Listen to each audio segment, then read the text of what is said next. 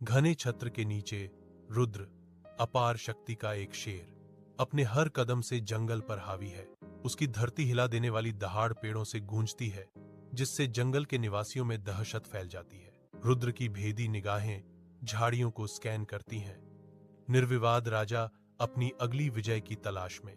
जंगल के किनारे चांद्र, एक चालाक लोमड़ी, हिचकिचाती है, हर इंद्रिय सतर्क। घने पत्तों के बीच उसे रुद्र की छिपी हुई उपस्थिति का एहसास होता है। डर उसे जकड़ लेता है।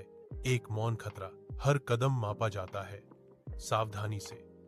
जैसे ही वह पन्ना भूल भुलैया में गहराई से प्रवेश करती है, जंगल में गहराई में रुद्र और चंद्र आमने सामने खड़े हैं। एक अप्रत्याशित मुठभेड़ तनाव से भरी हुई है। चंद्र कांपती है, डर उसे जकड़ लेता है, लेकिन उसकी आंखों में चालाकी की एक झलक चमकती है, क्योंकि वह अपना अगला कदम तय करती है। रुद्र की क्रोध भरी निगाहें गुस्से का तूफान है।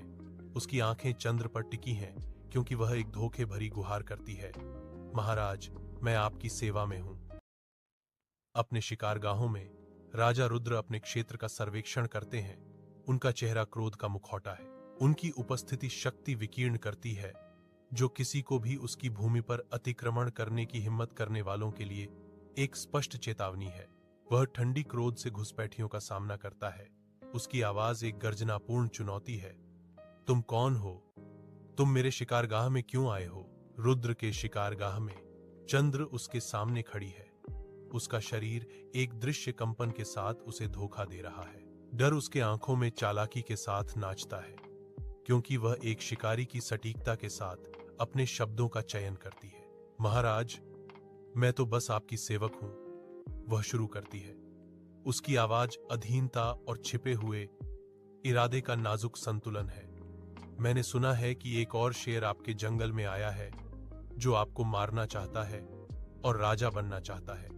रुद्र की आंखों में क्रोध भड़क उठता है, क्योंकि वह घने जंगल के किनारे खड़ा है, बदला लेने के लिए तैयार। रुद्र की आवाज जंगल की आवाजों को चीरती है, मांगते हुए, वह कहां है? चंद्रमा का सूक्ष्म निमंत्रण हवा में लटका हुआ है।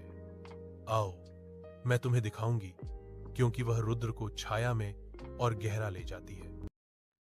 सूर्य का प्रकाश घने आवरण से छनकर आता है, क्योंकि रुद्र, जो अहंकार और क्रोध का प्रतीक है, जंगल से गुजरता है। उसके दरबारी पीछे पीछे चलते हैं। वे जंगल में और गहराई तक जाते हैं। छायादार रोशनी रुद्र के हमेशा गुस्से वाले चेहरे पर पड़ रही है। एक महिला की आवाज जंगल की आवाजों